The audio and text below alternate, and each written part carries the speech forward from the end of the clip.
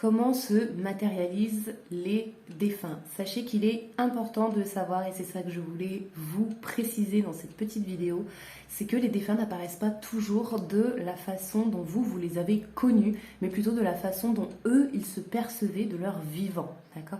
C'est-à-dire que lorsque eux se voyaient par exemple avec un gros nez, ou bien portant, ou qu'ils avaient l'impression de paraître plus vieux, eh bien ils vont apparaître de cette façon-là. Donc parfois, lorsque ils apparaissent, que le médium ou vous-même, vous voyez un descriptif qui est totalement différent de ce que vous avez connu, sachez tout simplement que c'est parce que la personne en question, le défunt, se voyait de cette façon-là. C'est Patricia Daré justement qui en parle énormément dans ses bouquins.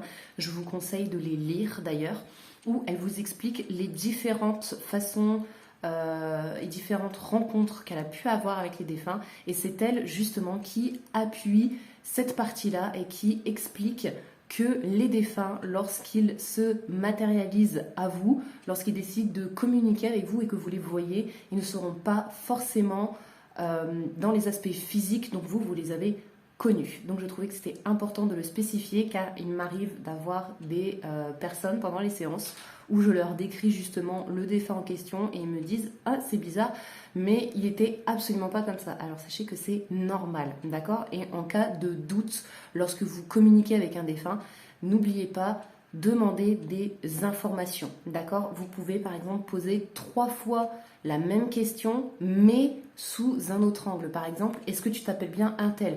Est-ce que tu es bien telle personne de la famille, etc. D'accord? Si vous avez 3 fois la réponse oui, alors c'est que c'est bel et bien cette personne-là. Mais si vous avez une fois non sur une de ces 3 questions, c'est que c'est probablement une autre entité, ok? Mais ne vous fiez pas uniquement à ce que vous voyez. Fiez-vous à ce que vous ressentez et aux informations que vous recevez et toujours les vérifier.